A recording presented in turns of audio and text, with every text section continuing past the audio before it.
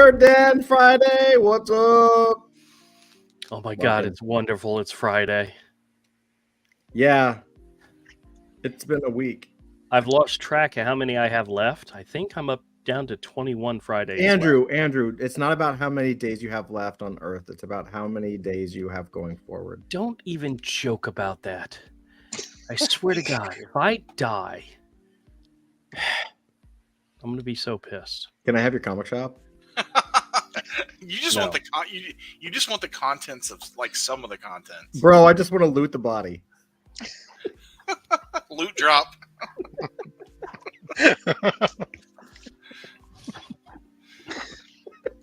You guys suck.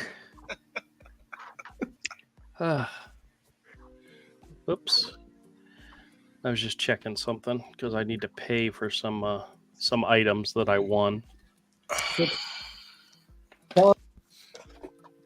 You were just telling us in the green room how you have an addiction. The black tar heroin. Yeah. I've got this addiction for CGC comics.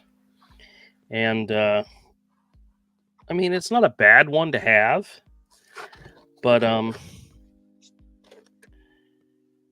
don't know. I don't know if I can stop myself. Are you causing your family harm with this, Andrew? Nope, not at all. You know what's so funny is I got the final numbers for my YouTube channel for November. And I went to my wife and I said, honey, I'm going to make this amount of money for November. And she goes, that's very good, dear. And I said, that means this amount can go towards paying the store rent. And then I have this amount to buy CGC books. And she just started laughing.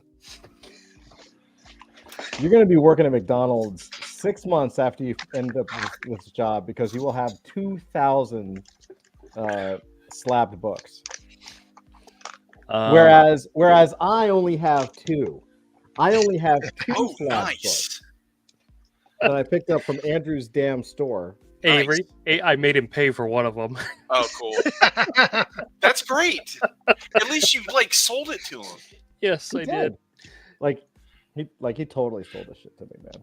Well, think of all the stuff you wanted that he wouldn't even sell to you. He put in the store. Why no?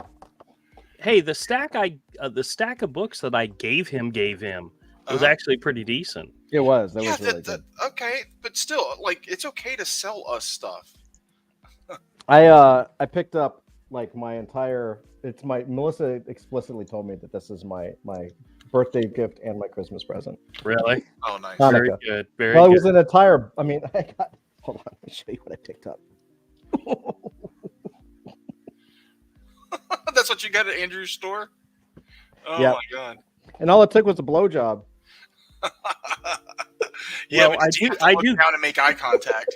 I do give the best ones. I do give the best deals on them. You just stare at the floor and count the stains. Dusty removed himself. Get back here. That is the Andrew effect. He kicked himself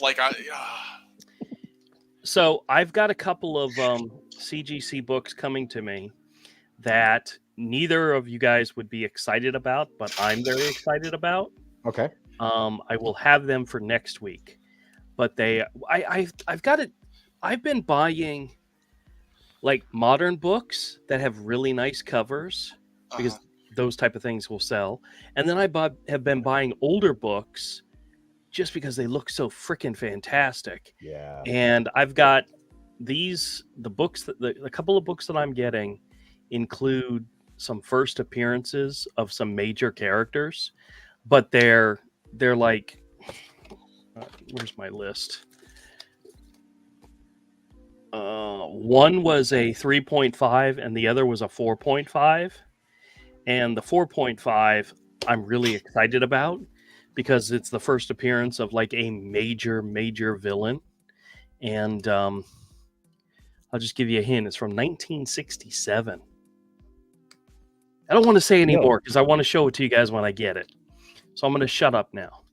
But I have a couple of books I wanted to show you guys. Yeah, let me hold on. Let me put you full screen here. All right. This is one I was never really a huge fan of this character, but I've always loved the design of the character. And this is from DC Comics from March of 1978. It's Firestorm #1. First appearance and Oh origin yeah, Firestorm. It's a really great issue. It's a 9.0 copy, that looks great. but still, oh yeah. And I've read Firestorm before, and I was never huge into him, No. but he's a pretty fantastic character, and I didn't realize he'd been around since 1978. You know, I mean, Yeah, I thought he came along in like early '80s, but then Yeah, 78 yeah. is not that far off from early nope, 80s. not at all. So he's almost as old as me. Actually, that would make him 45. This character's been around for 45 years. Yeah. Isn't that crazy? Now, here's one from when we were kids. This is from 1991 from Marvel Comics. It's Dark Hawk number Oh 1. yeah, I remember that Um, book. I remember when that book came out. Yeah, I remember being able to find it in 50-cent bins. Mhm. But there were rumors that they were going to make a movie, and the old issues, especially the first appearance, shot up in value. And I got a copy, a 9.6 copy, at a really decent price, and just a wonderful thing to have in the store. I don't think he'd be great in a movie. He'd be fine as like a guest star on something else. Honestly, to be honest with you, I thought the Blue Beetle movie was fun. Never It didn't saw do as well as they wanted it to, but it was a fun movie. Dark Hawk could be a fun movie, Mhm. if they did it right. Next up, Odds of that. yeah, I know, we're asking a lot there. Yeah, 1983. This is from 1983. This was about 2 years before I started buying comics, but this is John Byrne's Alpha Flight #1. Oh, that looks great. It's a 9.4 copy, so it's a real nice copy. I missed out on a 9.6 copy recently, but a 9.4 is pretty John freaking Byrne fantastic. did just a mountain of books in his Oh career, yeah, didn't he? oh yeah, did some good stuff. Next up, I had actually gotten a copy of this book earlier and showed it to you guys, but the copy that I had gotten was a 7.5, and I've already sold it. I didn't make any money off it, but I sold it to somebody who really wanted it. But I was able to pick up a copy from 1976. This is Spectacular Spider-Man #1, but this is a wow. 9.2 copy. That's great. So, and it looks just as good as the 7.5. So I'm not sure what was going on with that 7.5, but if you're a Spider-Man fan, it's a fantastic looking book. Yeah, it's a fantastic book. Look at the colors. Look how much they pop. Oh yeah, it's it's so dynamic. And this is one that's actually really fun. This is from 1983. So once again, before I started buying comics, but it's Marvel Tales, and that's spelled Tails, starring Peter Porker, the Spectacular Spider-Ham. Mhm. This is his first appearance. It's a 9.2 copy. I love that character. character, man. He was so fun. But what's so funny about this is this was such a throwaway comic, a throwaway character, and they put him in an animated movie, and his popularity skyrockets because he was fun. Some of the Wattas the character was in were funny. Yeah. Yeah. Oh yeah. But Watta was The Watta is where I kind of learned about him. Yeah. But that. Hey, what's up? What's up, MK? Jim, Remember when Marvel made fun of themselves? Like, some of these you've seen before. Did you know New Mutants #100 had 3 printings? I knew it had at least 2. I don't know if I remember the third. This is The third actually with the 100s in the back. This is actually a third. Yeah. This is a third printing from 1991. It's a 9.6 copy, which just freaking awesome. And third printing. I did have a chance to pick up the second printing, but I kind of went for the third printing just simply because it's rare, to be honest with you. So just kind of cool. I've started getting in. I'm actually looking. I think my next nerd is going to try to get LaFeld's New Mutants and X-Force books, because let me tell you something that I've learned recently. So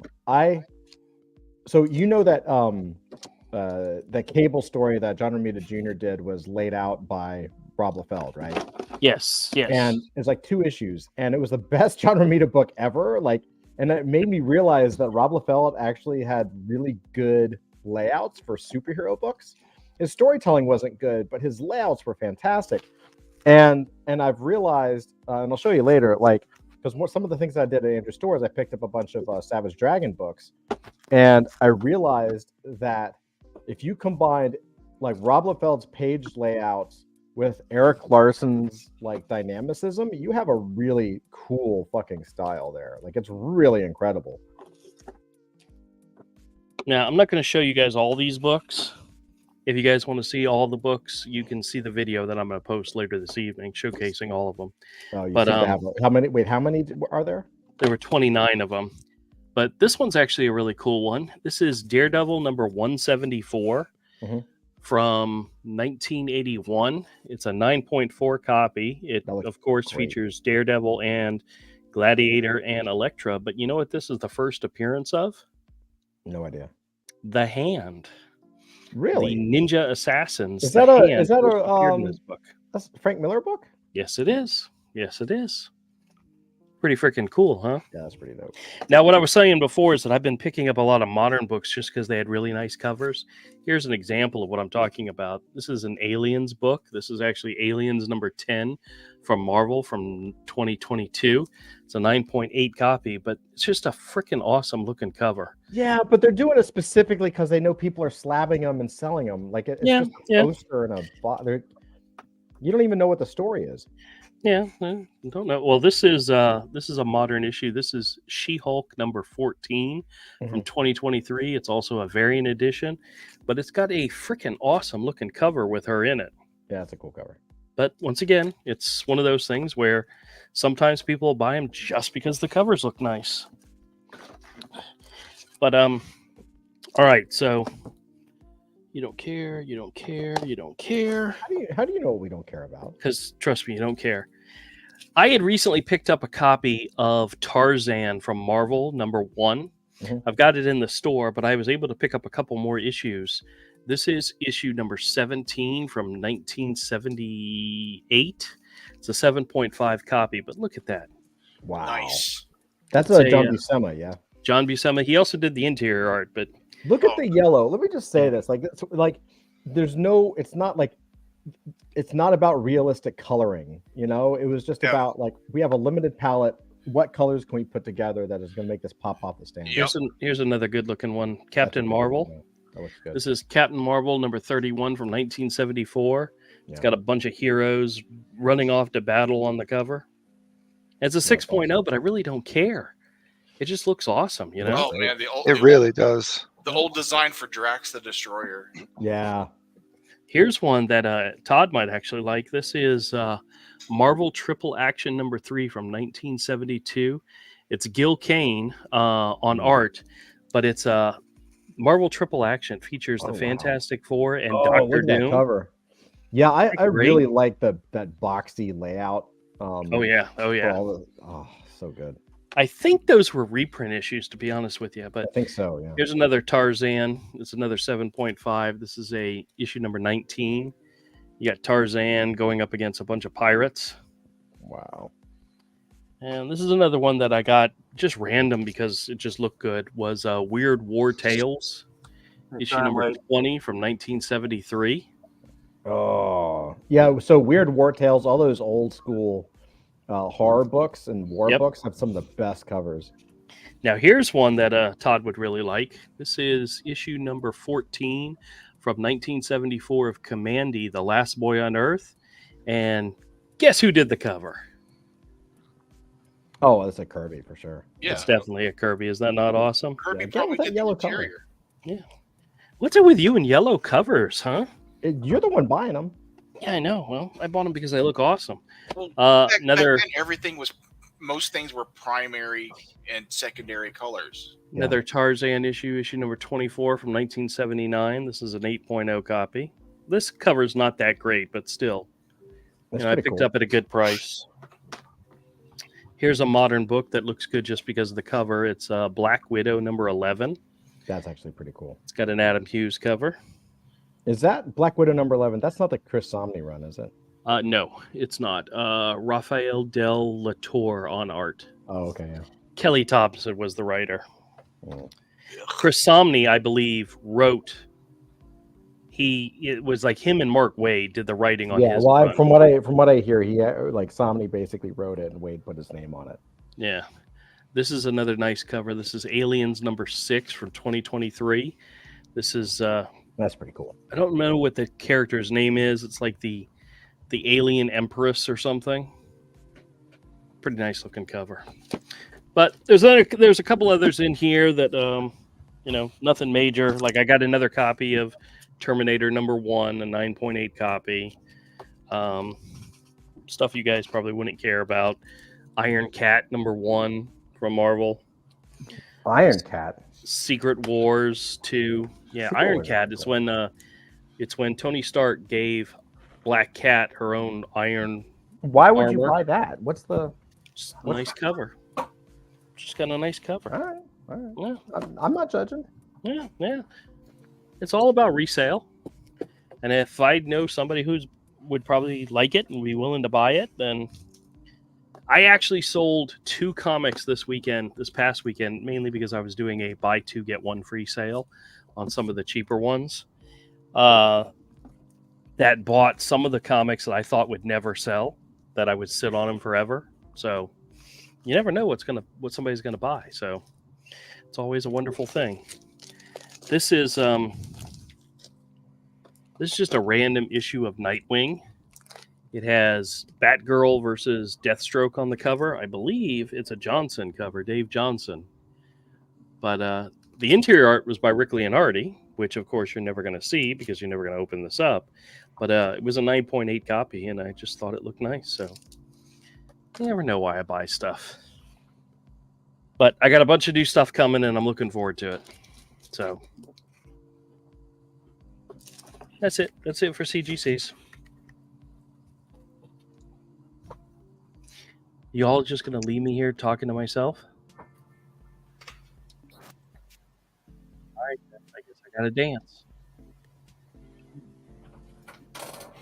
Yeah, CGC. Yeah, sorry I'm late, guys. Had to make a run. MK says, "How's business been with with the holidays coming?" Well, I did my annual. I've probably only done it once before. Black Friday weekend sale, in which I did 50% off all single issue comics. Don't tell Todd; he really didn't get that great of a deal because I was giving that deal to everybody. and I also was doing. I had I had 3 small boxes of CGC slab books. And I was doing a special buy 2 get 1 free, so technically 33% off. And I did about $200 worth of CGC sales. And actually, I broke I had my best weekend all year last year. So, I mean, the last weekend, sales wise. So. Was I able to? Because I know MK's asking. Oh yeah, about you definitely contributed. I contributed. Oh, good. You definitely good. contributed. MK, so just in case, because I think it came in, I was showing off.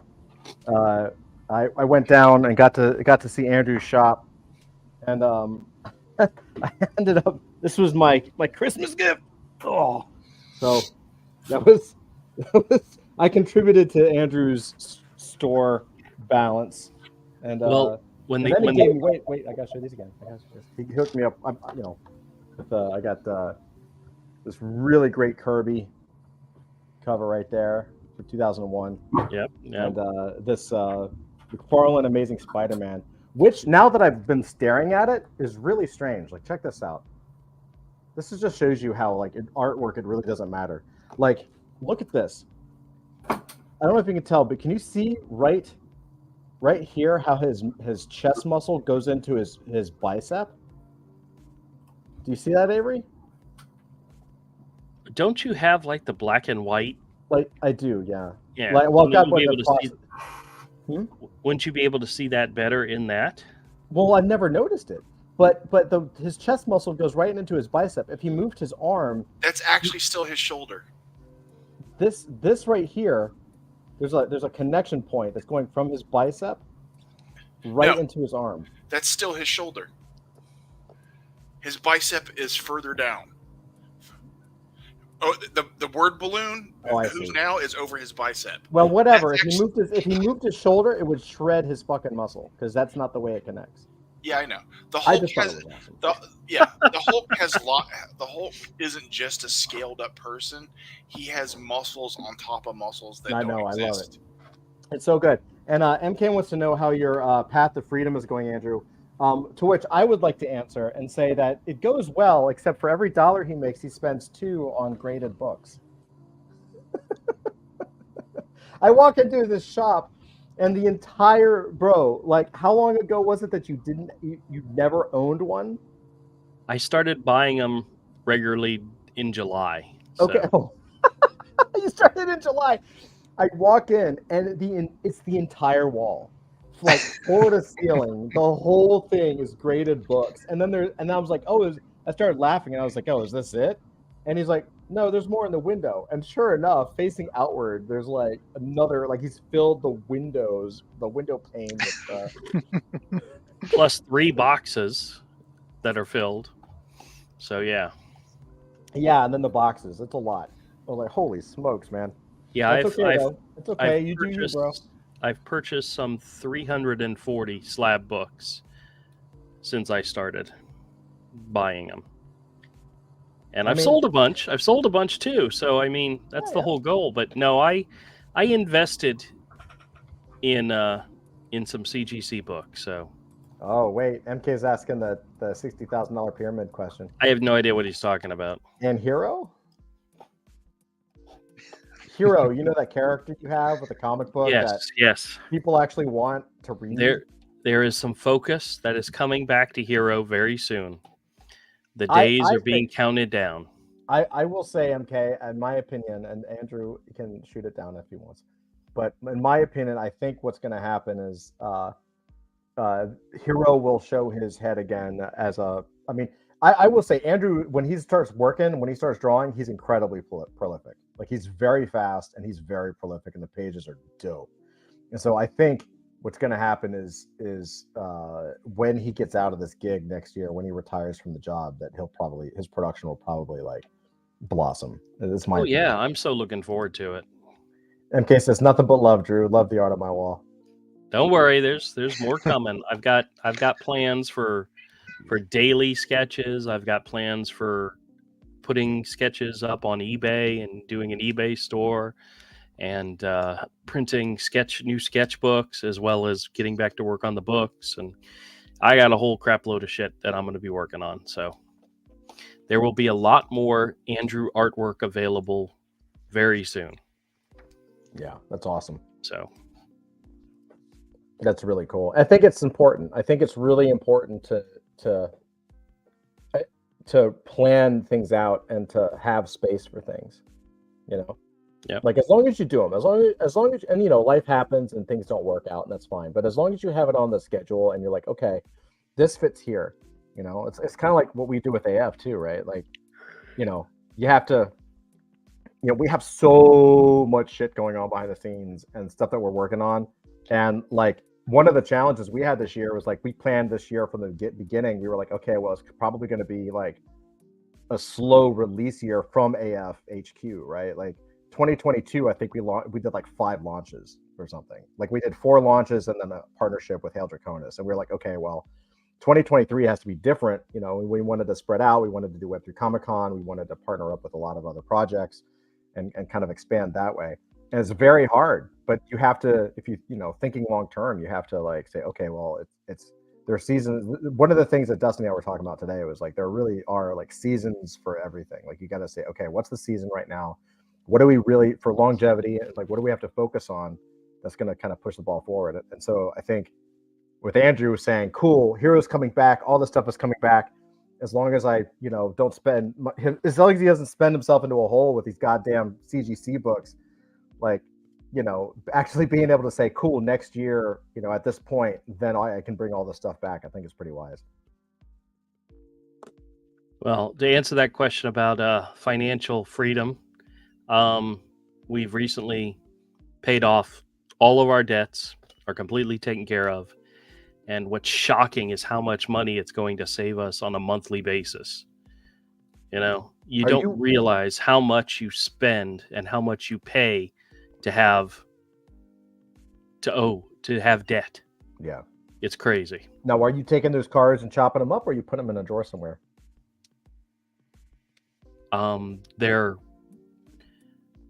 They're not There's like one that's where I can easily access, and the rest have been put away.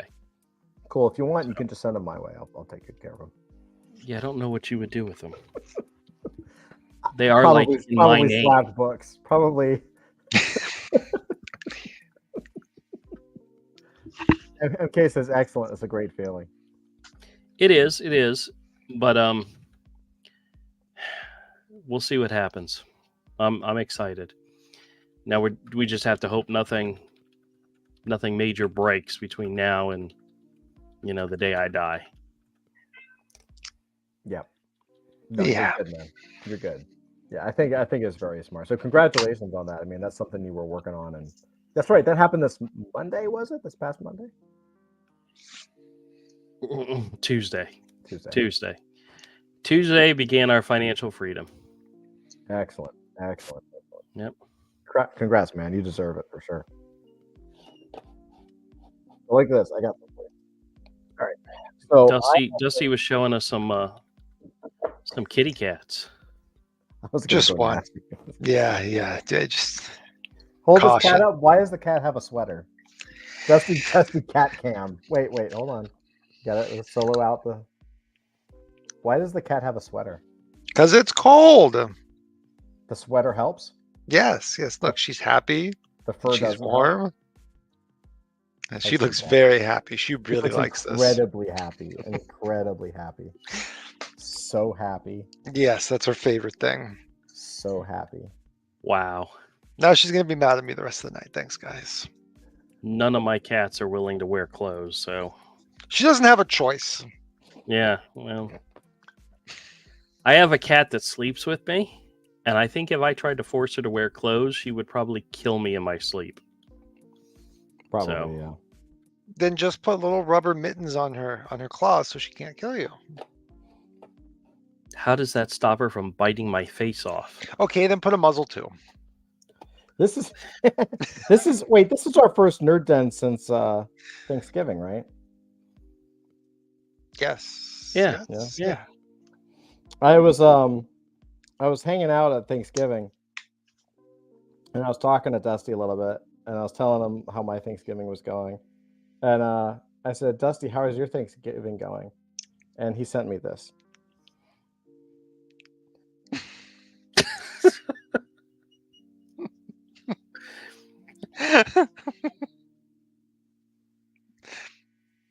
Yep. Let's just zoom out a little bit more. Oop. Let's see. What the fuck was that? That is me tarring a roof. Yes. But that face, bro, I love it. He looks so happy. That is just the face of someone who is very thankful.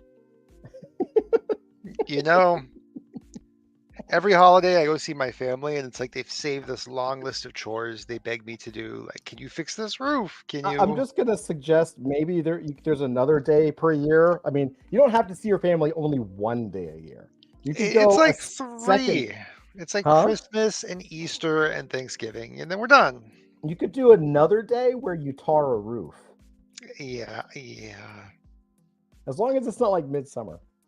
So check this out. I bought a couple of books from Andrew's store, but I started filling out my early Savage Dragon collection.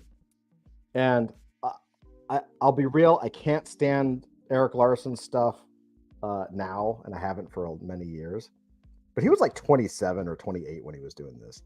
And like, let me tell you, man, his books, like those first 24 issues of Savage Dragon are so freaking good. Like, they're so good. Like, let me just show you this, especially for Dusty. I'm just going to show you the covers. All right. Right. That's not Savage Dragon. I'm just showing a couple more from Spider-Man because this is this run he did before Savage Dragon. Okay. But just great covers, right? Yeah. Just realizing I need to cut my damn fingernails, but whatever. Look how good that book is, and it's on the back too. Isn't that great? He was very Jack Kirby inspired with his art, and it was always a lot of fun. It's a lot of fun. His books are like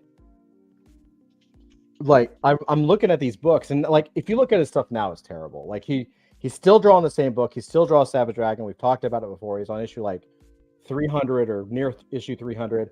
I think there's something that psychologically breaks within somebody when they draw 300 comic book issues, because everyone who's hit the 300 barrier has gone a little crazy. But like these books, the early 20, the first 24 issues, like the artwork in here is just stellar. Like it's so good, and it's just pop comic. And you know what? The weird thing is, man, is like Savage Dragon was not my favorite book in the 90s, right? I liked Spawn, I liked Wildcats. We bought it because we bought everything from Image. Yeah. You know, it was required that we buy it, you know? Basically, yeah. But But let me tell you, like hindsight being what it is, like now that I'm actually reading it and looking at it, it's by far the best book. Like there's no question. It is fun, it is poppy, there's humor, and he has just like a little bit of sex because he couldn't do it in mainstream comics, but it wasn't like off-putting. And like he's got a million characters. Like look at that. Look at this guy. Look how cool that shot guy is. was a contest winner. You create the character and I'll draw him in my comic. Oh yeah, right. Look that how was cool some like 13-year-old kid came up with that guy. So cool, man. You know, just like let me ask you guys a question. Going back to we had to buy everything that Image put out. Was there any book that Image put out that you bought but never actually read? Oh yeah. Do you know what my one? Shadowhawk. I actually read Shadowhawk. Do you know which one I have to this day never read? Which one? Wetworks #1. I knew you were going to say that. I had multiple copies. I never read it. I never read that book. I flipped through it and loved the art, but never read it. Look at that. Look at that cover. Like an Eric Larson. But these are just great covers. Like if you saw that on the shelves, you're picking it up. Yeah. Right? Like you're picking that up.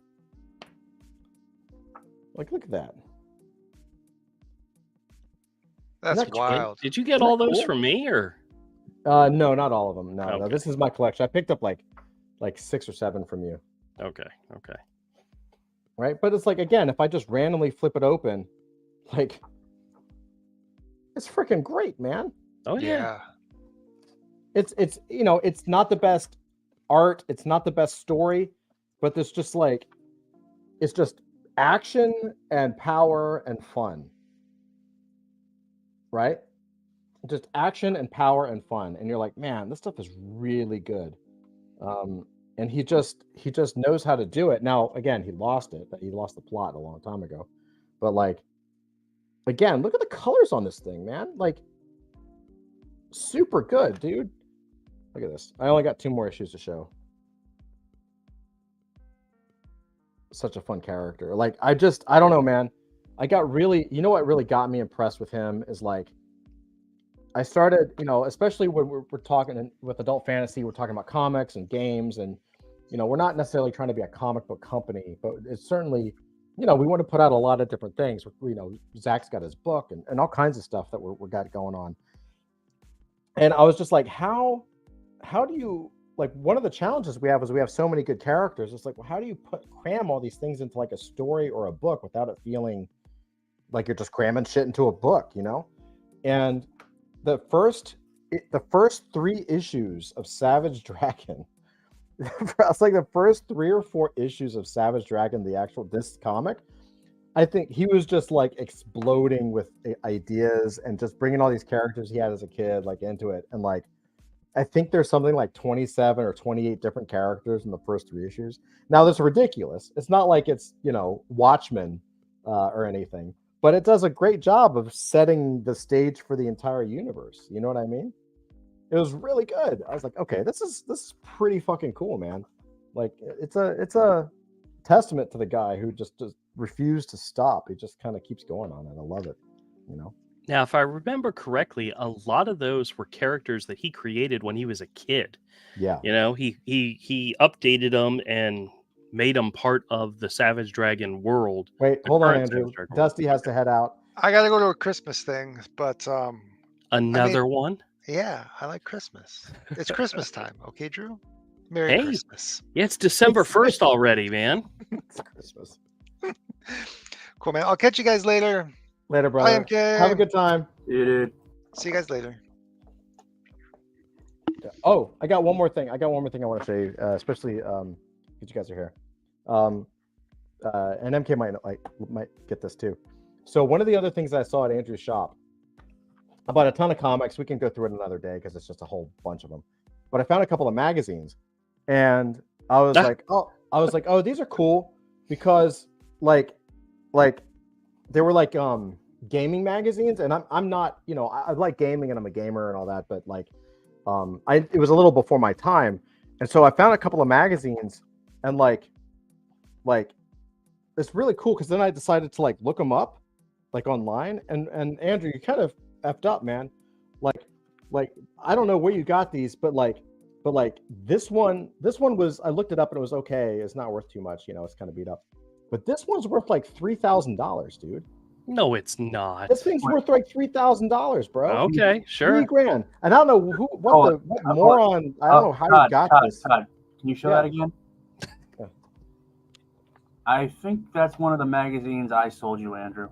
It is, and he's fucking with you. Yeah, I know. Because I told him, hey, this is because when I scan something in, I have a column in my Excel spreadsheet that says it looks up a value from my inventory that tells me where it came from. So I keep track of what I sell from what I've bought. And I said, and when I scanned him, I looked at him and said, hey, I got these from Zach. And he goes, really? Yeah, it was really funny because I went through his magazines. And I was like, oh, White Dwarf. I've never actually collected these. It was a little before I was into it, but I remember the magazine. I was like, I want to pick these up. And he was like, he said that, he started laughing. He was like, you're picking that up? I was like, yeah. He said, Zach gave that to me. I said, well, it's going to a good home. So anyway, then I was like, you know what? I'm just going to tell Zach that it was worth like $1,000 or something. Yeah, that's a good try. Good try. MK says that was old school Warhammer. Yeah, like this is like, look at that. So good, man. How long did White Dwarf last? It's technically still around, but it's basically just become just a catalog for GW. But no, it's been around for a while. I mean, it was those mags I picked up. I think I picked up in the early 2000s, and it had been around for like 15, 20 years by that point. It was pretty cool. It's like White Dwarf and Dragon magazine. Those were like the Bibles for gamers back in the day because those old issues. Yeah, I remember Dragon. They weren't just like it was put out by GW because they're trying to push their stuff, but it was more than that. They reviewed games from other companies. They really delivered. They really delve into the lore for their products. For example, when the Lord of the Rings movies came out, and they were like I think like the early late 90s, late 2000s, thereabouts. What happened there was GW Games Workshop.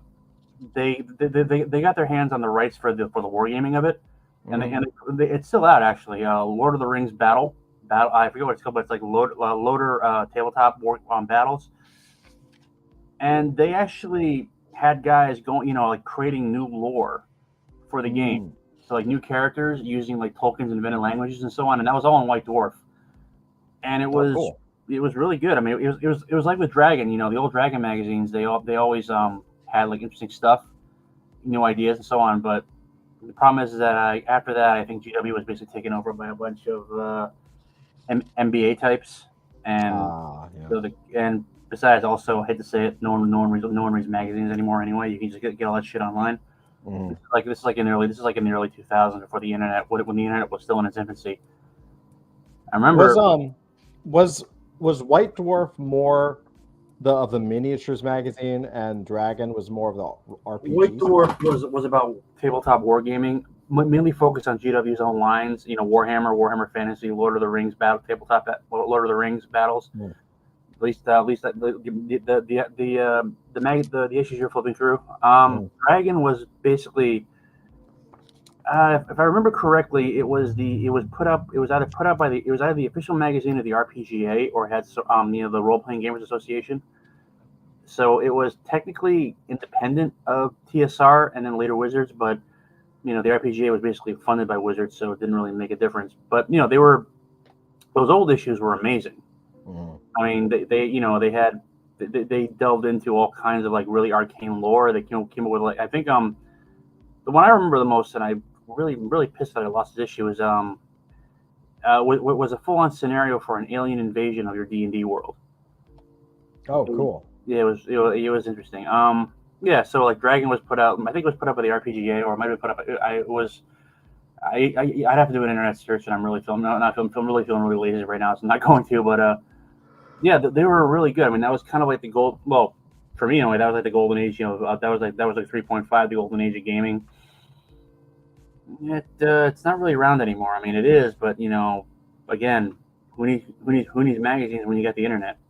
Yeah. Yeah, I don't know, man. I still think there's a place for it. I think it's going to come back. I was actually even thinking today, one of the things I found interesting is, I don't know if you've seen a lot of it, but my timeline is full of all of like the latest advancements in AI for artwork, because now they're able to have like stable diffusion render in real time as you draw. So you draw in one window and it'll render out in real time. So you can draw a stick figure and kind of color it in, and it'll start rendering it out. It's absolutely bonkers. And they have like another one where they're taking characters in Blender, like posable characters, and they're posing them. And as they're posing them, the character is fully rendering as an illustration in the next image. It's totally changed. By this time next year, it'll be in Photoshop or something. Like, it'll be a normal tool. It's $1 billion company, whoever releases that stuff. Like right now, it's still like a little developer-y. But it got me thinking, like every single one of these, it's actually great for us. It's phenomenal for us guys, for like American artists, American comic artists, European comic artists. All of it is anime and manga, right? And I'm loving it, because I think what's going to happen is what always happens, is that as these tools come out, when anyone can do anime or manga, like it is going to be so saturated with the same style with only slight variations, that you become blind to it. Like you can't even see it anymore. And when that happens, which we're already having, like once it's public, it's going to be over.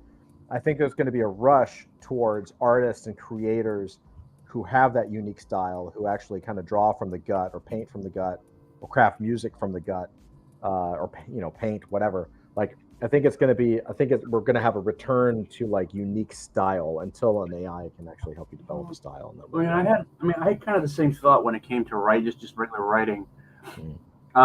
Yeah, I think I mentioned this before, and I keep meaning to write an article about it, but I'm just so damn busy nowadays. With AI, there's you can now use AI to write books, write novels, and so there's a reason why Amazon's now asking when you publish a new self-pub novel on KDP whether or not it was written by AI.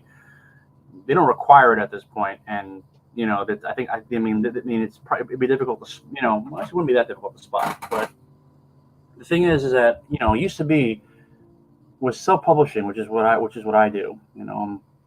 Technically, although I haven't published anything in a while. So it used to be that if you wanted to publish a book, and this is like back in the day, back in the 80s, before the internet, well, you would do one or two things. You would either submit stories to a magazine, and there were tons of fantasy mags out there. The days like Realms of Fantasy, Marion Zimmer Bradley's fantasy magazine. There's like a story behind that I don't want to get into on this podcast. Omni, all the others. And no, that's how they did it. You'd submit short stories. If you were good, you get published. If you're really good, you get published a lot. then you can leverage you can leverage that to get an agent.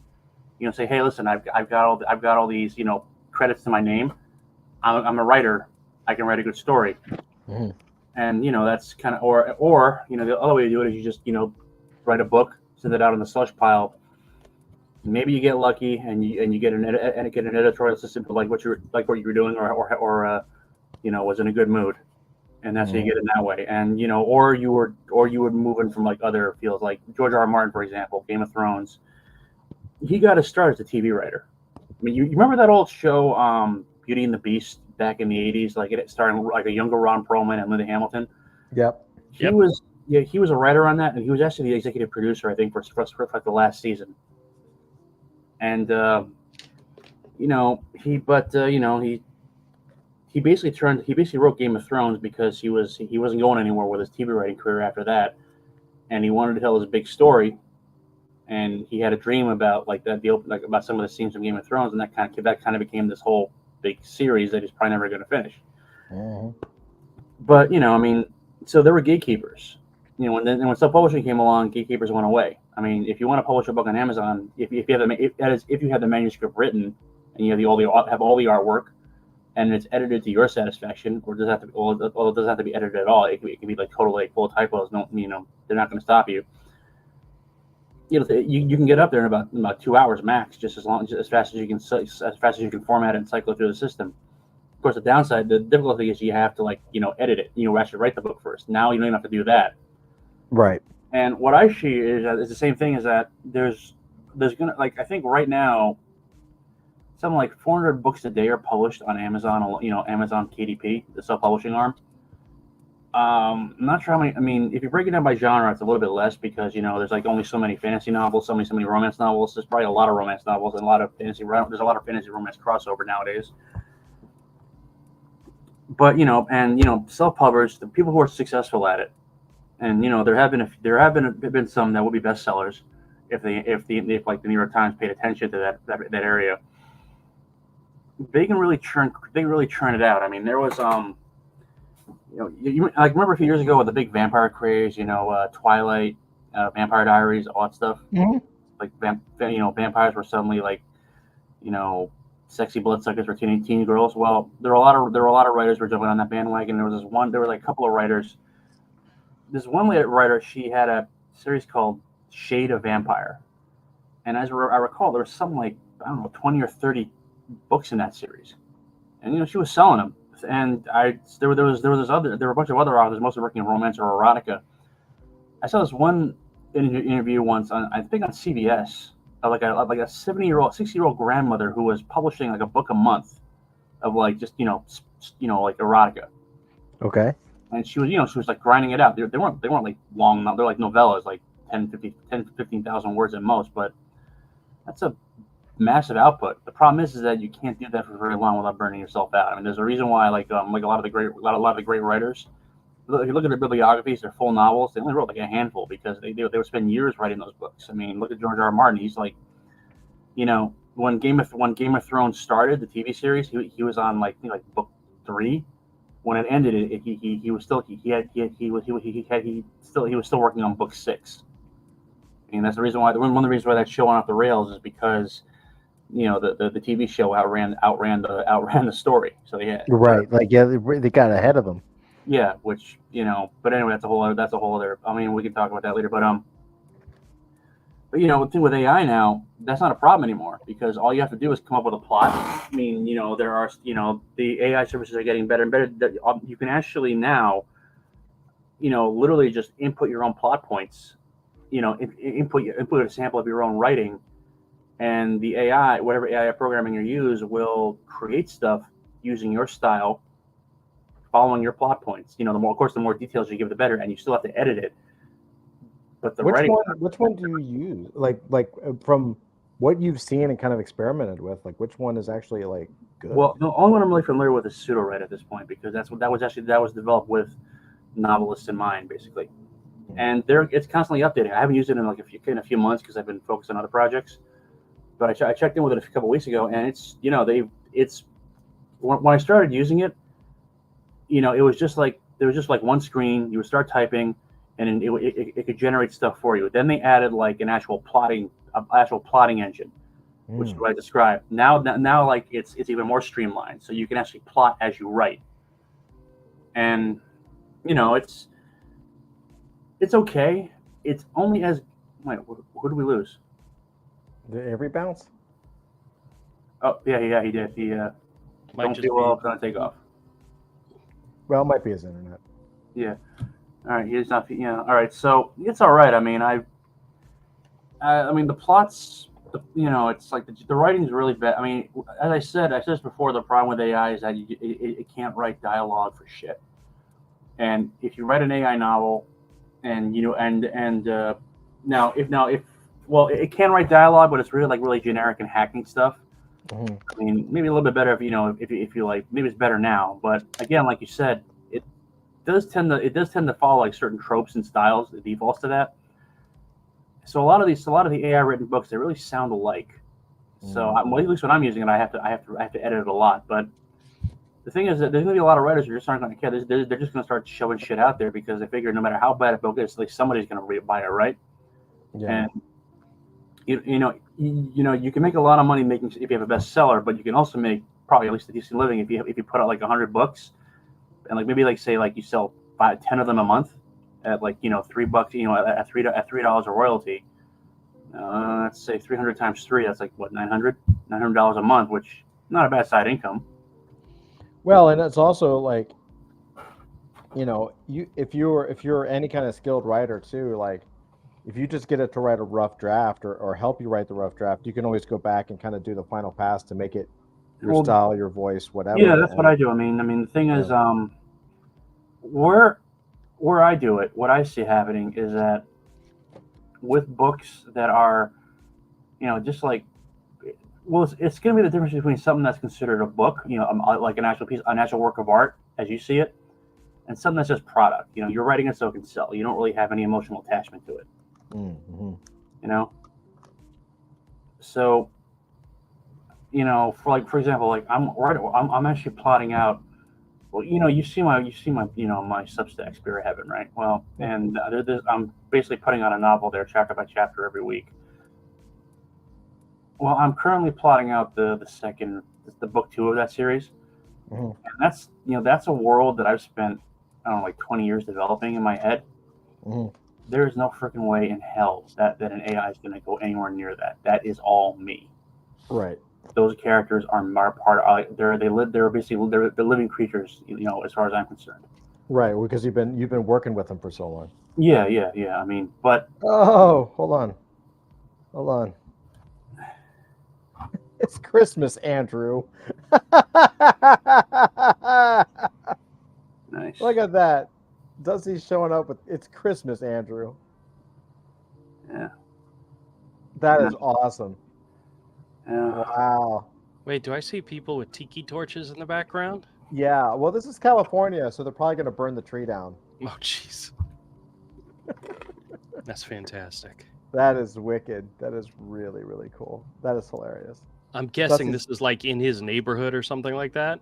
I believe so. Yeah.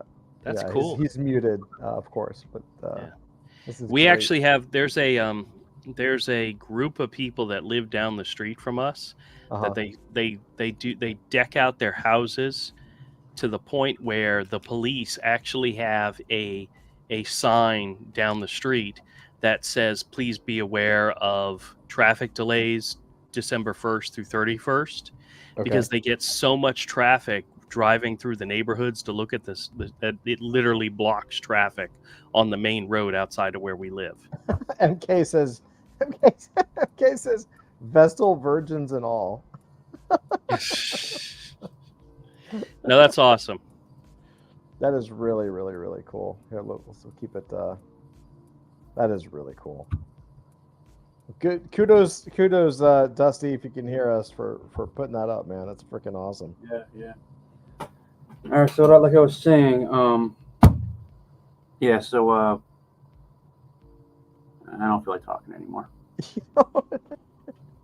What? Wait, MK, what the hell are you saying? Klaatu Barada Nikto.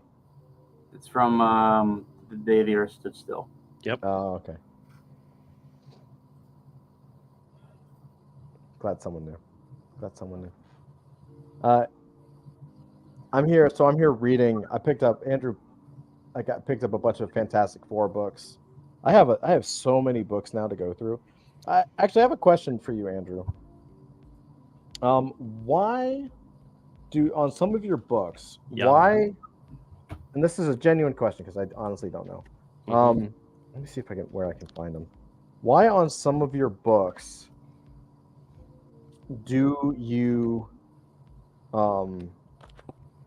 put the book, like the backboard, in the center of the book? Because if the book has a barcode on it that's on the back, I want to use the barcode that's assigned to the book. Oh, okay. And that's the only way to get to it. So but if the comic has a barcode on the front that's one of the old-fashioned barcodes, then it's not unique to that issue. It can because the way they set it up, it was unique to that title and that month. But you could have an issue with a barcode on it that ends in 1/2 for December, and then a year later, that same series will have the same exact barcode with the same number on it. So it's not unique anymore. So that makes sense. I was like, why is it some of it, showing and some of it's not? Like it's so I could get to the barcode. That makes perfect sense. Yep. Hey, so you made fun of me. Here, I'm gonna put this up really quick. You made fun of me. I don't make fun of you. You made fun of me. You were like, really? I picked up this Brute Force #1 from Marvel. From Marvel with these guys.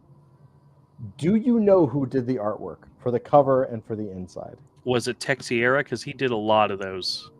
That's a good guess. No, this cover is Jose Delbo and Joe Sinnott. Oh, okay. It's like they obviously needed a paycheck. And Jose Delbo, this is sort of a Web3 connection because Delbo actually did the interior, and Sinnott didn't do the inking. Sinnott, Mike DiCarlo. It was Delbo and Mike DiCarlo. Yeah, I was like, wow, like I don't know. I mean, the artwork is way too good for what this is, right?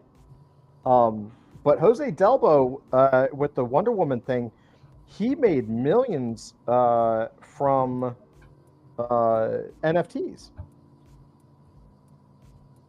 He actually launched an NFT collection and did an incredible job. And God bless the guy. Yep. And I wasn't gonna say it, but yeah, Satoshi versus Delbo's nephew. Yeah. So the guy who runs Satoshiverse is someone who we've just partnered with, and that is Jose Delbo's nephew, and he's the one that helped set the whole thing up, which is really, really cool. Just absolutely wicked. So I don't know. I had no idea that this would be like a Jose Delbo book. I mean, I know him from Wonder Woman and stuff, but pretty crazy. And what is this? MK? MK says, yep, did a PEMO. I don't know what that means. Is that just me? Yeah, small world. It is a small world, man. Like, yeah, it's just crazy. It's a crazy small world, and it's really cool.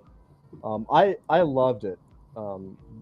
Like, I don't know, just as a fan of good people getting their due, for him to kind of like, I mean, you look, man, comic book artists, most of the comic book artists that are legends, that are incredibly talented, never made a damn dime. You know what I mean? Like they had enough to pay their rent until they stopped working, and then they had trouble. Oh, Captain Apeno, got it. Yeah, Pemo. That was Delbo's NFT character. Well, I thought it was Death. Didn't he do a Death? That was the first one, right? Like the Death. Oh, hey Todd. By the way, I wanted to ask you something. Do you know there's a document? Do you know there's a documentary out called Surviving Comics? At least a trailer for it out. Oh, I don't know. I haven't seen that. All right, let me shoot you the link. Give me a sec.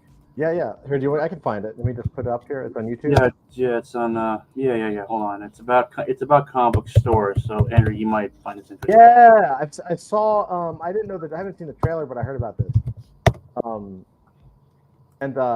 Yeah, MK. I believe that Death book was the very first comic on chain too. So he's like legend inside of legend, which is pretty crazy.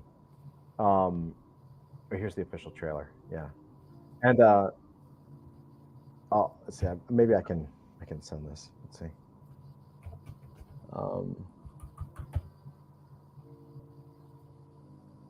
Let's see. But yeah, I'm really happy that Delbo got his due and made history in multiple ways, which is fucking crazy. And like, I think he's like 89 years old, just unbelievable, so cool. All right, can I share, Andrew? You know more about this than I do. Can I share a trailer without us getting like blitzed? We've done it before, but we have to add commentary to it. All right, let's try it. Let's try it. But I don't think it's something by any major studio or anything, is it? I don't think so. No. There you go. Poor Dusty's arms must be tired. He's still holding the camera. Or is that just a loop now? I don't even know. All right, check this out. Let's watch it.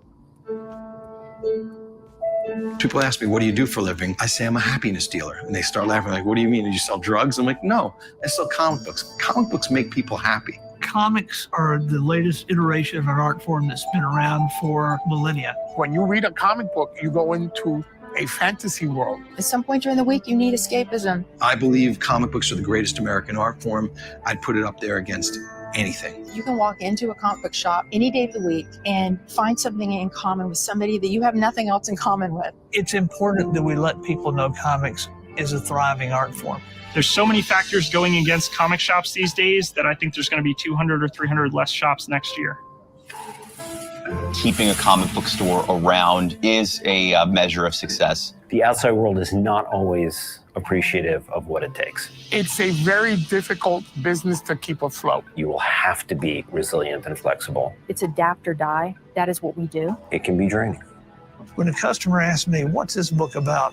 I've got about 25 words to sell that customer on that book. We have to sell the idea of comic books to them. You can unload these boxes, you can put the comic books on the shelf, but they're not going to sell themselves. Today's world, our number one competitor is actually online retailing. Why am I going to buy the same product from your store marked up when I can get it online for cheaper? Sometimes people don't really understand the type of money that's spent on comic books. When you started seeing the first $1 million plus sales, people started thinking, there must really be something here. We've done like 30,000 in sales in 4 hours, which is kind of crazy when you think about it. Increased value brings increased respect in our society. Not everybody's in it for the money, but it's also really nice when you can buy something for one price and sell it for a higher price later on. It's kind of the American way. I think it is vital for the industry that the comic shop survives and thrives. If comic books were to disappear, that would be what you considered a doomsday scenario. I don't even like to think about the idea that there wouldn't be a comic book shop. That hurts. And they showed images of doomsday. That's good. Yeah, the doomsday scenario, and they showed doomsday. Yeah, that's funny. Yeah, it's pretty good. That's good editing. We're not going to be around forever. Nobody is. That's really going to be up to the people. Marvel and DC just don't care. It's just all about the bigger corporations that own them and putting money in stockholders' pockets. Every big corporation has an agenda, and it just depends on what side of the agenda the comic book industry lands. It's getting a little scary, and we don't know what the future of the industry holds. We're just surviving and doing what we can to make the best of what we got in an ever-changing comic industry.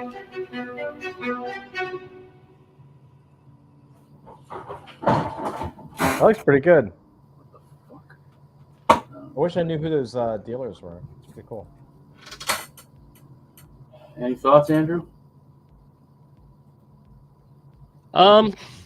It looks interesting, but I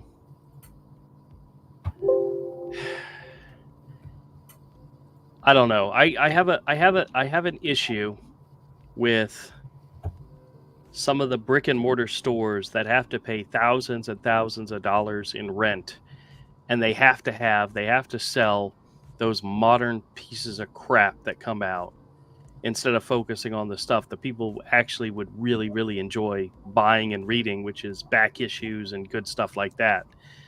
But I don't know. I'm just going to keep doing my thing and let everybody else do their thing. I was talking to one of the guys who I used to know, who used to work at Borderlands back before the guy sold it to Coliseum of Comics, and he and I were talking. He was in the military and got deployed, and when he came back, the owner of the store, couldn't afford to keep him on staff. Just couldn't, because the business had taken such a hit, and COVID really, really, really hit him hard. And he told me that at that point, his rent was like $3,000 a month for his space. And I'm like, wow. I mean, you literally would have to say. I always joke with my wife, because after I'm done at the store on Saturday and Sunday, I always swing by Starbucks and I pick her up a coffee, and I tell her, I said, you know how many 50-cent dollar comics I have to sell in order to buy you this coffee every single weekend? And it's a small price to pay, but $3,000 in rent, my rent is a fraction of that. But then again, I'm only open 2 days a week, and and I'm limited to the hours of the flea market. So I mean, I take a hit on that, where a brick and mortar store could be open any amount of time they want, 7 days a week, whatever. But I also have a lot of walk-up traffic, and a lot of the walk-up traffic I get could care less about comics. Yeah. It's little kids that I mean, your girls, they came into the store and ran around and had a great time. I don't think they once looked at a single comic. No, this is true. That's just the way it goes, and you have to adapt to that. So yes, I have a comic book store and I'm very proud of it, but comics are not the only things that I sell. And if I was only selling comics like some of those retailers, I'd be out of business. Yeah, man. Well, it's interesting too, because MK says, well said. MK says, he also says they missed the part where they burned piles of money in the back room. The current way the distribution model works is you have to order a certain amount of books every month in order to have. I actually looked into it, because I looked into getting a Diamond account at one point, and you had to order X number of dollars worth of books every month in order to have an account. And if you didn't order the right things, you'd be sitting on crap that would never sell. They take that they take a big risk every single week, and I take the same risk, but in a fraction of what they take. Somebody brings in a collection of comics for me, and I say, okay, great. Like, for example, and I keep track of this, the collection that I bought recently that ended up being over 1,000 books. My investment in that was $250. I made a really good deal for the guy. To date, I have made back a total of $124.90. So almost half of what I invested in those books. Okay. I have a count, 954 books is what I got. There is some more books over here that I want to press before I bring them to the store. I currently have unsold 767 of those books. So I've sold about 20% and already made back half my money. The comic book stores have to pay thousands and thousands of dollars a week and have to try to recoup that. Yeah. And it's very difficult. I'm on a much smaller scale, but I'm happy with my smaller scale, I think that's amazing. I think I got lucky. I got really lucky, because my son and I actually at one point were looking into opening a brick and mortar store, having a Diamond account, getting weekly comics, and going the route of. We talked about this. Luckily, that whole thing fell through because of family. There were some family commitments that came up that we had to address and we had to be responsible for. We had sick grandparents and we had to help take care of them. And sometimes that's a blessing in disguise when you have something come up that keeps you from doing what you think is the best thing to do. So I ended up doing it. I just went about it a different way, you know? That is the absolute truth, man. I think sometimes, you know, it's important that we take our time with certain things. You know what I mean? Like, I remember when you were looking at locations and talking about stuff, and like we're talking about like how much to spend on just getting to register would cost and all kinds of stuff. Oh yeah. And remember we're talking about the glass cases and and honestly, man, like your shop, the shop you have right now, and I tell you this, and, you know, I'm not supposed to look up your ass, and I genuinely am not saying this because you're a friend of mine. It is one of the best comic shops. I fucking love it. I wish it was bigger so that there was more comics there. Yeah, But that's about it. Like, and that's only, and to be honest, like,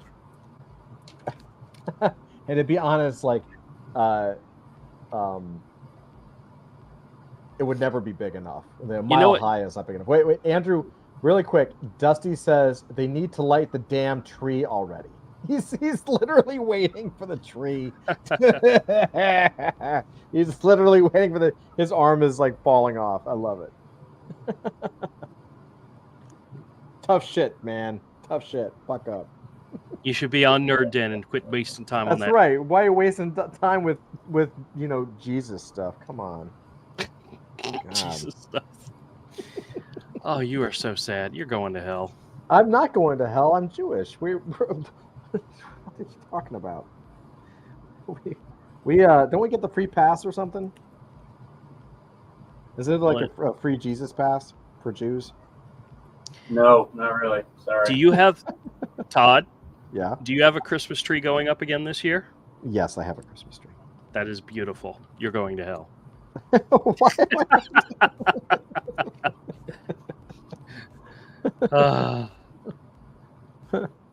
Yeah, we are. I dated and married a Goya, so. Yeah, well. Hey, I dated and married a what are the ones that are out in Utah? Mormon? No, what's the religion that's out in Utah? Salt Lake City. Mormon. Yes, I married a Mormon and converted her. I gave her some of those Christian genes. Wait, Jen's a Mormon? She was. I didn't know that. Nope, she converted to Catholicism after we got married. I did not know that. Because she attempted to convert me and it didn't go. It didn't work. There was no way she was going to convince me to go crazy. Hey, Andrew, I think we have a comment, though, specifically for you.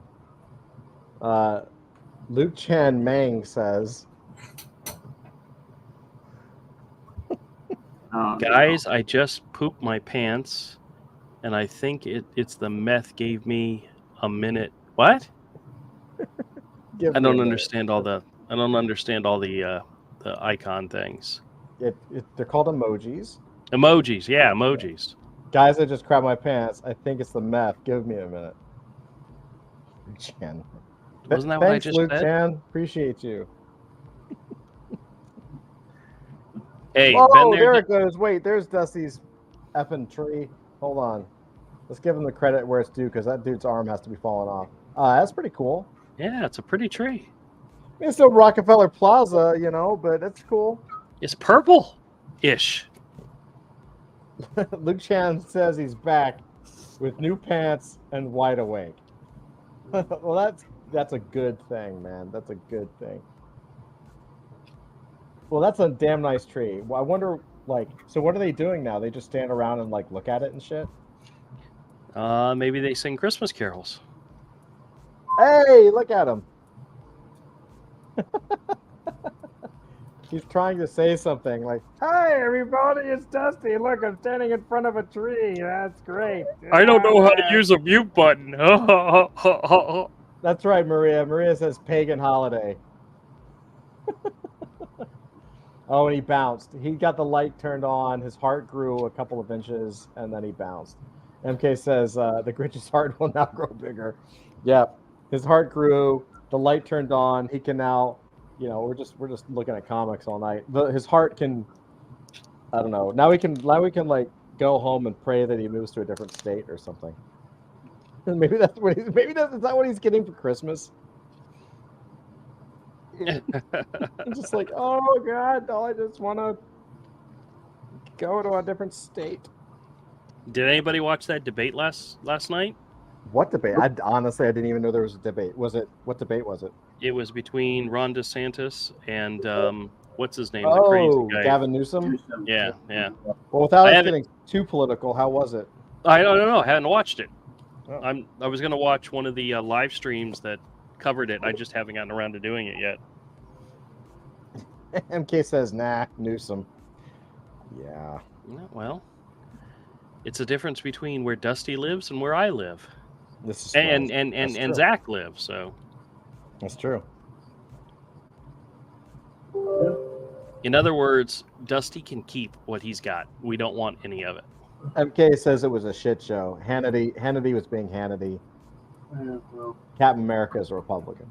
I think I've heard the Republican primaries, the Republican anyone but Trump part of this year's election as described as a pissing contest in a kiddie pool. That sounds about right. Yeah, I can't take Hannity. I can't take that guy.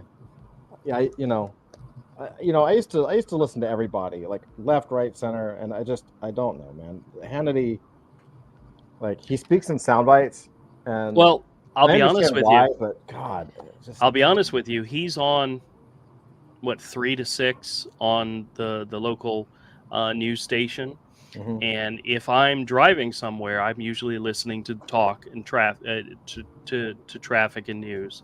And when he's on, there's a couple of things that if he starts talking about, I switch the channel and turn it on to a country station. It's if he starts talking about his career as a construction worker. Yeah.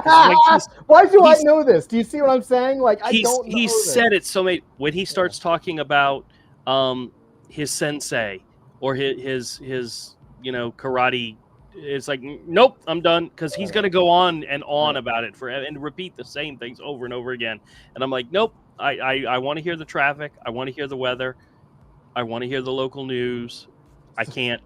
Nope. So MK says no politics, nerd den, back to nerdgasms, and then Luke Chan follows up with a dick emoji. Well, I guess that's not emoji, but whatever. Yeah, Luke Chan really wants to go off, and Michael says I have piles. Okay, great. Like, let me tell you, look at this. Look at that John Byrne cover, man. Look at that. I'm going to distract you. That's a good one. It's a good one. Yeah. So, Andrew, what else did you pick up? I know you picked up more stuff. No, I'm actually just going through and pricing some books that I have that are going into the store tomorrow. So, look at that. Nothing crazy. I mean, if anybody out there wants to see what I'm bringing to the store tomorrow, go check out my channel at Misfit Corner Comics. I have a couple of videos up right now showcasing the comics that are coming to the store tomorrow. And then I have some new DVDs and some new Blu-rays that are also coming to the store tomorrow. But if you check out my channel, you can see the new stuff I'm bringing in. MK says, are you going to reopen some of the 5s and try your pressings? No.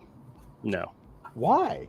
I'm not that good yet. I looked at them, and they look really nice, which means they most likely got pressed before they were sent off to be graded.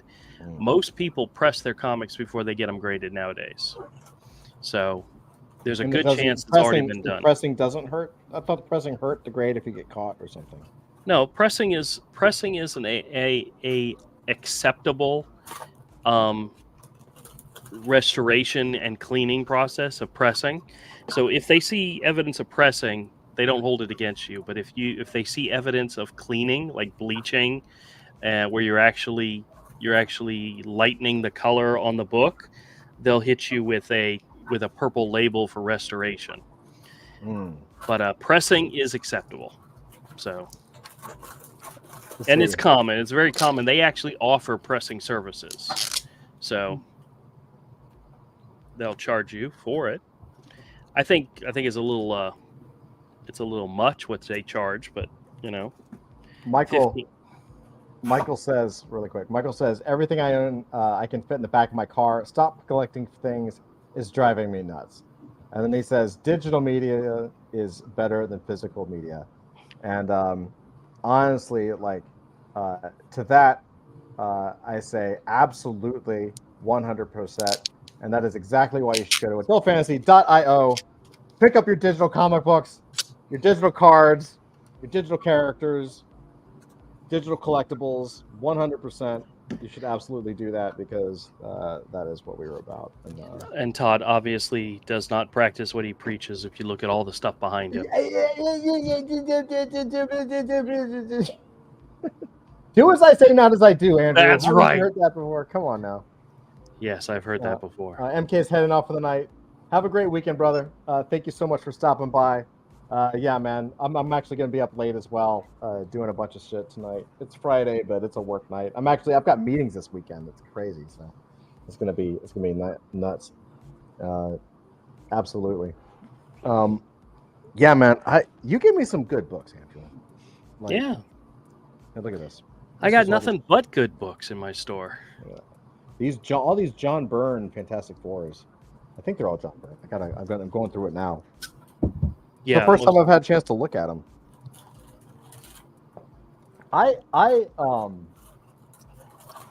Michael says at least you guys don't have Funko Pops. No, I had Funko Pops at one point in time, and wait. clearanced them off in order to get rid of them. You got to clarify. He didn't own them. He actually was selling them in the store. Yeah, but I had bought them on clearance and all, and was happy to get rid of all of them. Is that over? Is that fad over? Funko Pops? Not really. There's still people out there that collect them. I mean, I shouldn't call it a fad. I know people collect them, and there's still people out there that collect Beanie Babies. I mean, I know. Whatever. It's not a fad. I'm just saying, I understand it, but yeah, I don't totally. Yeah, no, it's not. I got something for you in the green room, by the way, Andrew, when we get off. Oh, yeah? Something fun. Oh, do you want me to show that one issue that I found kind of by accident? Oh, yeah. I wanted to talk about this. Oh, I wish MK should have been here. Oh, well. Let me see if I can find where I put it. Because I did end up putting it in my to-be graded stack. I may or may not get it graded, but... Call me give me a minute. I gotta find which. Yeah. So let me set the stage while you're doing this. So, I get this text from Andrew, and he's like, "Oh, look what I found," and he's gonna show you guys. And here's the thing: it's an autograph, which is fine, but it's in the inside of the book. But it was from a collection that he bought, and so now he took all the other stuff from the collection and put it in his store, like it's already in the bins. So now you have including all those Fantastic Fours you have right there. I know, which is why I'm looking at them to see if there's a signature. Yeah. Hold on. So yeah, you tell the story. You're a better storyteller with this. So I had actually put this issue aside because it had some dings on the spine, so I put it aside to be pressed, and I eventually got a chance to do the pressing, and one of the part of the process is you put a backboard, a magazine backboard in the middle in order to protect the pages from the staples, because when you press the staples and whatever, and then you put a sheet of cardstock paper in between the back cover in the comic and the front cover in the comic. And when I was going to put the paper in, and this is the issue, it's a Fantastic Four issue number 296. It's the Marvel 25th anniversary, has the Marvel 25th anniversary border around it. When I went to go put in the paper, around the first page, I saw this down at the bottom. So freaking cool. Happy birthday, Kevin, Stan Lee, 88. So cool, man. And what's so funny is when I showed it to Todd, one of the things he commented on is 88 was back in the time when he was still very lucid and his signature still looked great and recognizable, because in his later years, his signature became more like a scribble, and it wasn't as crystal clear to tell. So you know what's also interesting about that type of signature is that it's also the old school signatures. Like the reason they signed it inside the front page is because it was like a novel or a book. They didn't really see it as a collectible, right? Right.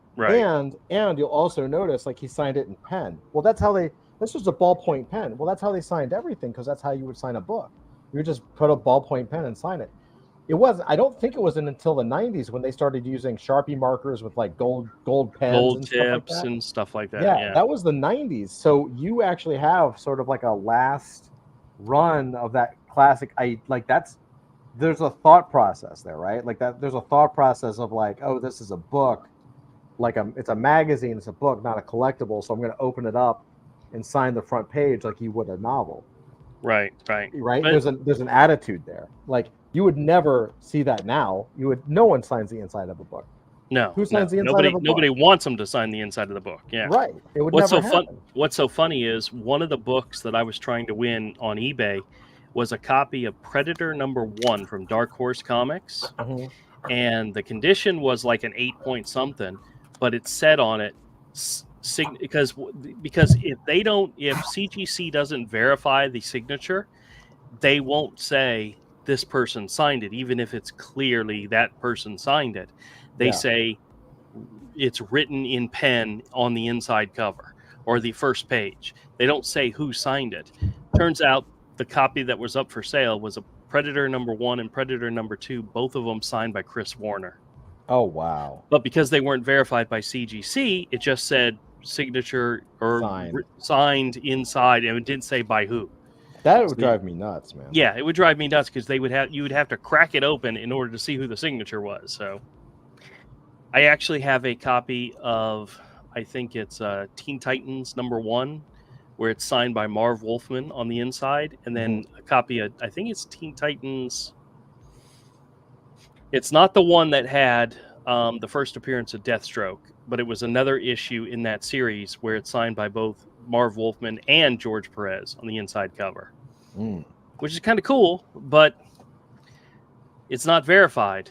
And there are companies, from what I understand, that do signature verification, that do signature verification. So you can pay more to have it done, but it's not CGC. Well, does CGC recognize it? Like if you actually get... Only if they have somebody there witnessing the signature at the time it was signed. So, yeah. But I honestly don't care about signatures on books. That's never been a big thing for me.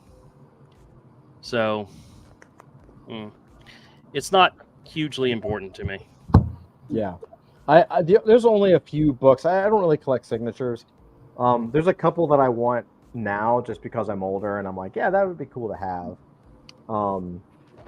For me, like, I really want, but I don't think I've told you about this. Todd McFarlane and Stan Lee did a signing together for Spider-Man #1.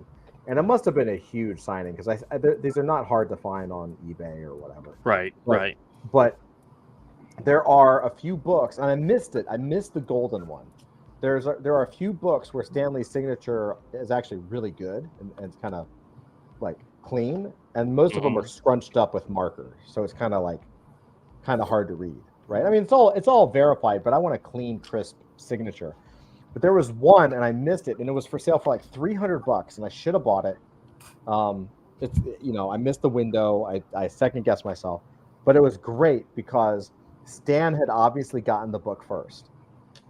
The book was handed to Stan first, and he signed it dead center, right, in this big Stan Lee signature. And then and then McFarlane had to sign in the top corner.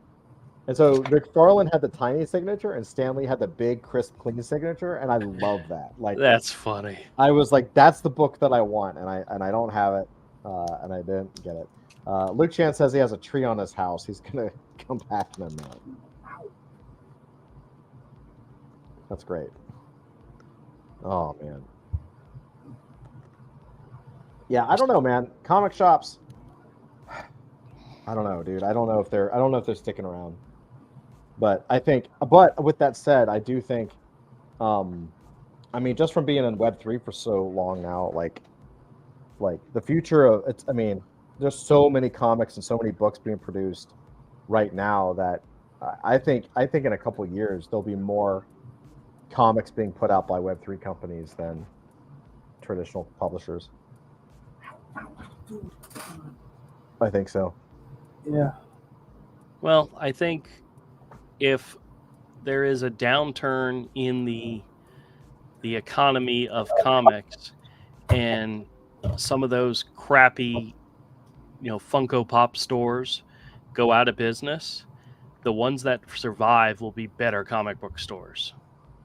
I'm not saying my store is a better store, but I think the future of collecting is what you're saying. I think you're saying the two directions. It's interesting. The two directions are moving away from modern, meaning you're either going back in time and you'll be collecting like records, right? You'll be going to like the old back issues, which is happening, or you're going to collect the graded ones for like key issues and pure collectability, Yeah. Nope. I think stores that can survive and not have the crap stuff. There's a lot of crap stuff out there. So we'll see. We'll see what happens. Oh, look, there's another kitty cat. Hey. Say hello to Dozer. Hey, Dozer. He is currently begging me for attention, and I'm starting to fall asleep against him. Actually, he's nicely a very nice warm pillow. I haven't told you this. My kids, they're starting to get into the I want an animal phase. Mm-hmm. And they like it's so we were like, well, let's get fish. Let's just get some fish, like a tank full of fish. Start them off, and they can like kind of like also can work as a night light and all that kind of shit. And then, but Julia, like on Halloween, one of our neighbors had like a snake wrapped around her arm. Yeah. And so now she wants a snake. Get her a puppy. See, I thought about. I mean, I'm allergic to dogs, but there are allergy-free dogs that have like near human hair. Or get her a cat then. Yeah. But make sure if you get a cat, make sure you get two, because believe it or not, cats are actually very social animals, and they do get lonely. So, I read somewhere, or I saw somewhere that cats don't meow at each other. No, they only meow at people. Really? Well, that's because they've realized that meows are actually are kind of on the same frequency as a baby crying, so it elicits the same response. Is that true? I think so. Yeah. Cats are very, very. Well, you got to remember, we didn't domesticate cats; they domesticated themselves. Because early human settlements, you had grain stored in barns, which brought in rats and mice, which drew in the cats. And they just it wasn't like dogs where it was kind of a symbiotic thing. Cats just kind of like crept their way in. Before you know it, your house is full overrun with kittens and smelling basically a cat piss. Although, hey, what's up, Cody? What's up, Kodiak? Kodiak says they do, however, chirp at each other. Yes, they do, and they also knock my shit over. I heard something crash in my living room, and I'm afraid to look what it is. Yeah, they do that in the middle of the night. Yeah, they crash into shit. Yep. Yeah. Don't they like steal your breath and stuff?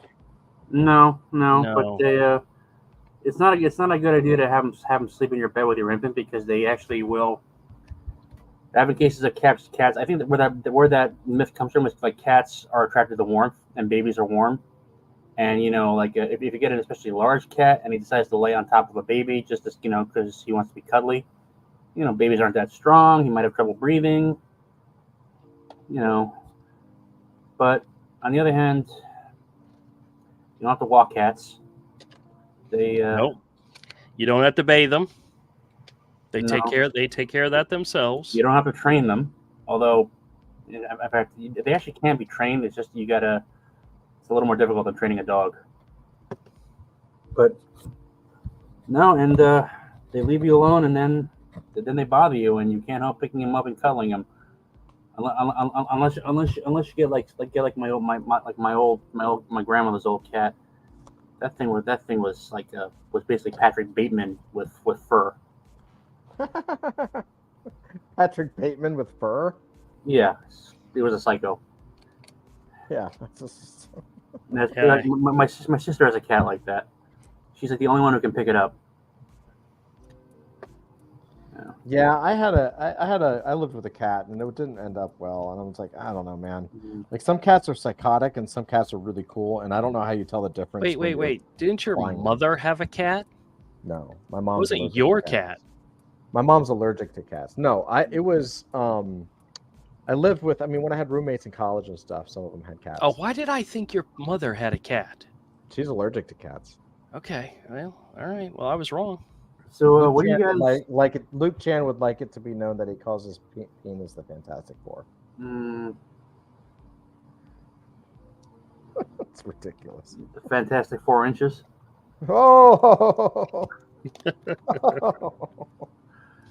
Yeah.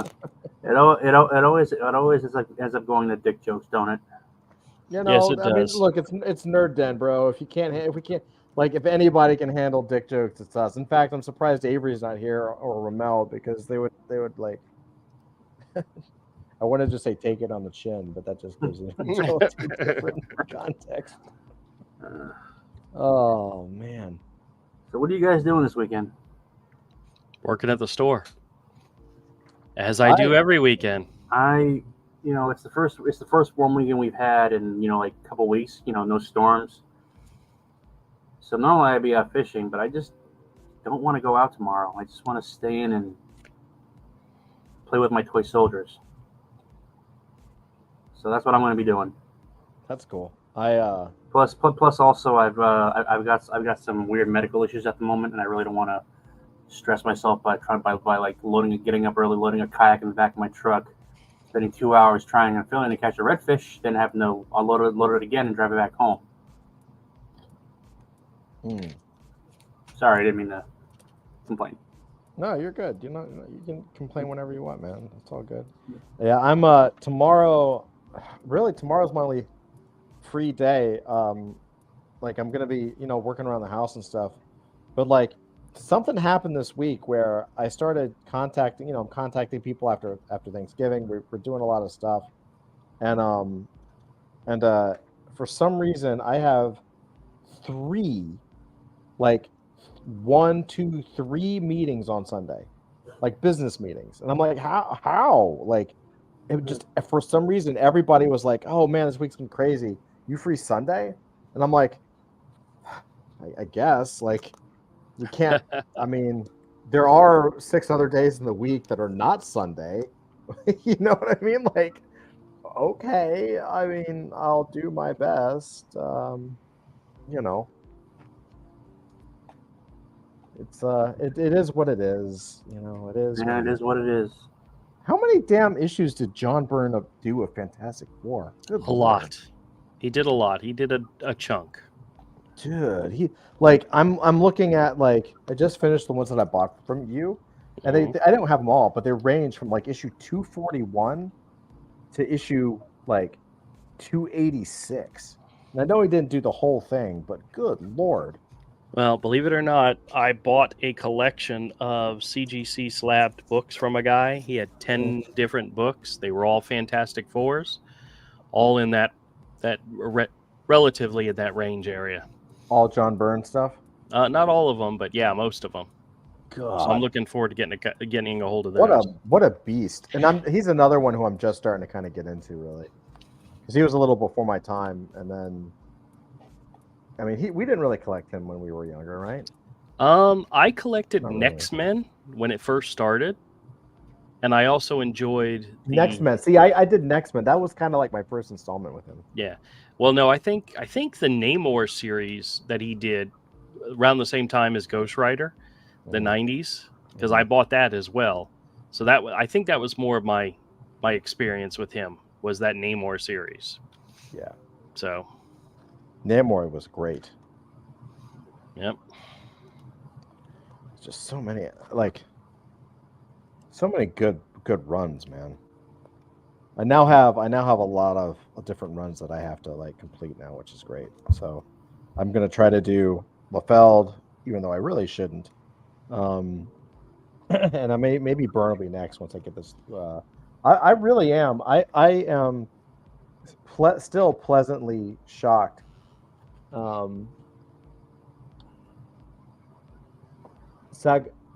Salgomo is asking if we've ever read.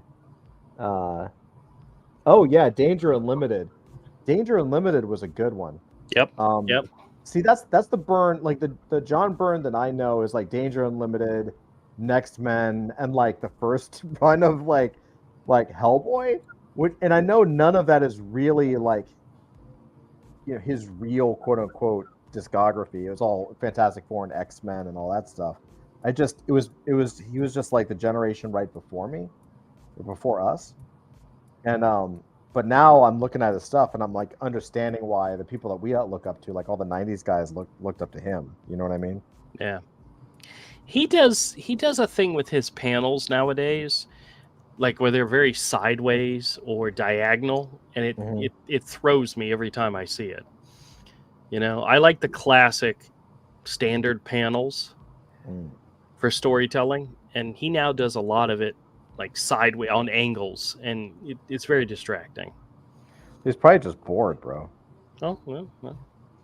I mean, the guy is probably drawn like every freaking. I mean, you know, you get to a point where you draw every single shot and every single angle like multiple times. Yeah. Well, he is on my Grail hunting list to have some original art by him. Oh yeah. You know, I could totally see that. That would be great. And I also got to tell you, because so I picked this up from you as well. The Electra Saga reprints. Oh yeah. Let me tell you, man. Like these books, the paper, it's printed on like high quality newsprint because it was a second. It was still newsprint. But holy crap, dude! Like so good. It was so good. So Goma wants to know what are some modern Byrne books. Wow. I mean, I don't think he's doing any regular titles right now. He is, or he did. He just finished up. So so Byrne's a weird guy. He is a brilliant understatement. Artist. Yeah, he's kind of, and I don't know. I've never met him. I've never even met him. I don't even think I've met him at a convention. But like, he kind of has a reputation for being a dick, right? He has a reputation for being a real asshole, and well, let's just say he holds a grudge, and so he worked on this. He did this classic run of X-Men, and for whatever reason, he just doesn't like. He hates Chris Claremont, and I don't know the whole story, or he just held a grudge for the storytelling of Chris Claremont. He believes that he wrote the Chris Claremont run, and Chris Claremont gets all the credit for the writing. Okay, and so, and I'm paraphrasing, but I think it's pretty obvious because what he did for the last several years, he redrew, and you can go online and find this. He redrew, basically, he continued where he left off. So after he left the book, he was so unhappy with what Chris Claremont did that now that he's an older guy, I mean, he must be in his 70s, he went back and no shit, he has drawn a monthly book. He can't sell it because it's fan fiction. It's the X-Men. It is not the Next Men. It is X-Men, Uncanny X-Men. It is Cyclops and Jean Grey and Storm and Wolverine, and he has been drawing this book for 3 years, almost 3 or 4 years. He did, I believe he got to issue 30 fucking 6. He did 36 full complete issues of something you can't sell just to prove a point, just to tell the story the way he wanted to tell it. And then on issue 36, yeah, it's some psycho shit, bro, for real. Like, it's incredible. Like, that is some serious grudge shit where you're like, it's 40 years later and you're like, fuck it, man, I'm just gonna do like 4 years of this comic book. And you're like in your 70s, like, good lord, bro, like you're just living on burn.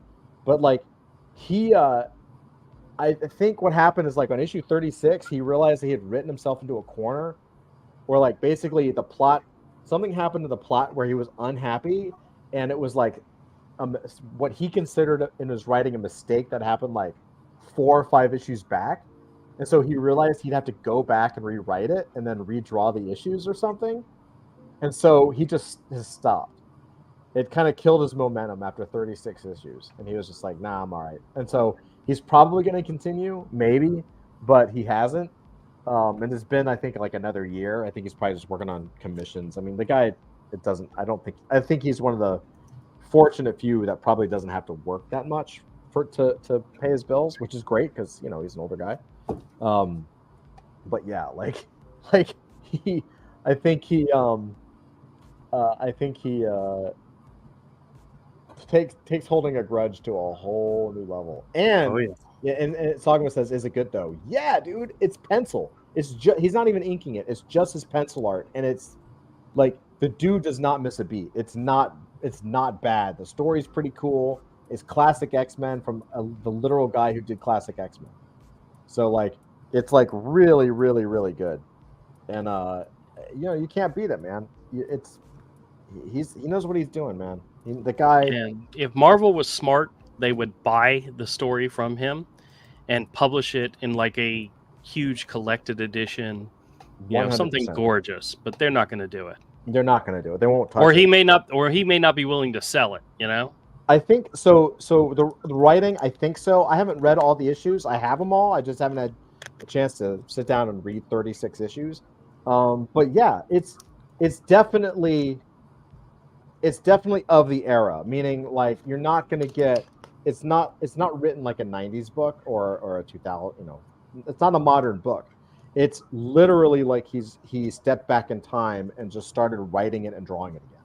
And so it's very much like a book from the 70s or 80s, which is dope. Like, it's great. There's no problem with it. And he's Sentinels and I think Magneto, like, you know, it's a classic X-Men tale that you'll never be able to get any other way than like his website, basically. It's pretty cool.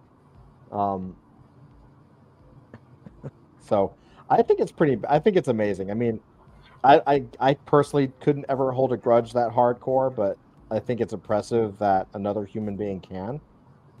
You know, I'm trying to learn. There is something exceptionally obsessive compulsive that you must have to sit down and draw like 36 issues in his case, or like, I don't know, 300 issues in Eric Larson's case. You know, like it's a real special kind of mental issue when you're just like, I'm just gonna sit down and draw this book until I die, and you just like, for the next 5 years of your life, that's like all you do, or the next, in Larson's case, like the next 30. Like, did you know, like, that early issue? I was looking at some of the early issues of Savage Dragon. Like, he was like young, dude. Like he was like 30, like 29, 30 years old, something like that. I don't know if you'd call that young or not, but yeah. Well, that was after a 6-year career or something in comics already. He was young, dude. I think that's young. You don't think that's young? He's a young whippersnapper. Well, not anymore, but you know what I'm saying. Yeah. I just wish that dude actually could still draw like he used to. I don't know what happened to him.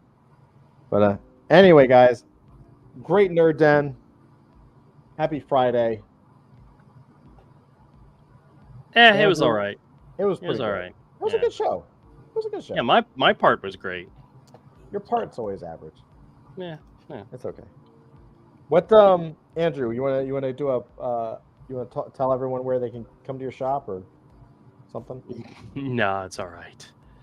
Great. They can find Thanks, me. Andrew. Go look up his shop. It's pretty cool. Misfit Corner Comics. Look it up, but don't go. He doesn't really care. He doesn't either. He doesn't. He's independently wealthy and he's debt free. The last thing I want to do is sell these damn things. I know this is true. The last thing, like, what's the point of having a collection if you have to fucking give it away? Yeah, I know. I tell people all the time, I said, this whole section over here is in alphabetical order, but sometimes it's not because other people touch my shit. Yeah. That's true, too. That's absolutely true. Zach, how are you, man? You want to give anyone, you want to shout out to anything or point them to your website? Go to thespiritofheaven.com and read my book. It's free. Awesome. It's super good, too, man. Your